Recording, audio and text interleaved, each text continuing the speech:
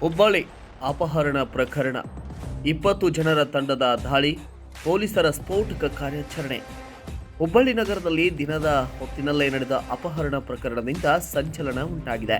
ದಿನಾಂಕ 8-10-2025 ಮಧ್ಯಾಹ್ನ 12:20ರಿಂದ 12:40 ಸಮಯದ ಅವಧಿಯಲ್ಲಿ ಗೋಕುಲ್ ರೋಡ್, ಲಕ್ಷ್ಮೀನಗರದ ಲೇಕ್ ಸೈಡ್ ಕಾಂಪ್ಲೆಕ್ಸ್ನಲ್ಲಿರುವ ಅರವಿಂದ ಚೌಹಾಣ್ ಅವರ ಆಫೀಸ್ಗೆ ಬೈಲಹೊಂಗಲದ ಬಸಪ್ಪ ದಳವಾಯಿ ಹಾಗೂ ಅವರೊಂದಿಗೆ ಬಂದ ಸುಮಾರು 15-20 ಜನರು ಬಂದು ಹಣಕಾಸು ವ್ಯವಹಾರದ ವಿಷಯವಾಗಿ ಗಲಾಟೆ ಮಾಡಿದ್ದಾರೆ.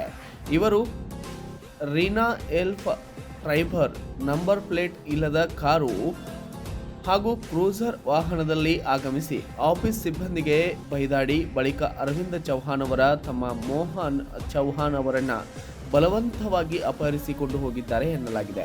ಘಟನೆಯ ಬಳಿಕ ಅರವಿಂದ ಚೌಹಾಣ್ ಅವರು ವಿದ್ಯಾನಗರ ಪೊಲೀಸ್ ಠಾಣೆಗೆ ಬಂದು ದೂರನ್ನು ದಾಖಲಿಸಿದ್ದು, ಪೊಲೀಸರು ತಕ್ಷಣ ಕ್ರಮ ಕೈಗೊಂಡು ಮೇಲಾಧಿಕಾರಿಗಳ ಮಾರ್ಗದರ್ಶನದಲ್ಲಿ ಕಾರ್ಯಾಚರಣೆಯನ್ನು ನಡೆಸಿ 10 ಜನ ಆರೋಪಿತರನ್ನ ಹಾಗೂ ಅಪರಾಧಕ್ಕೆ ಉಪಯೋಗಿಸಿದ 2 ವಾಹನಗಳನ್ನು ಪತ್ತೆ ಮಾಡಿದ್ದಾರೆ.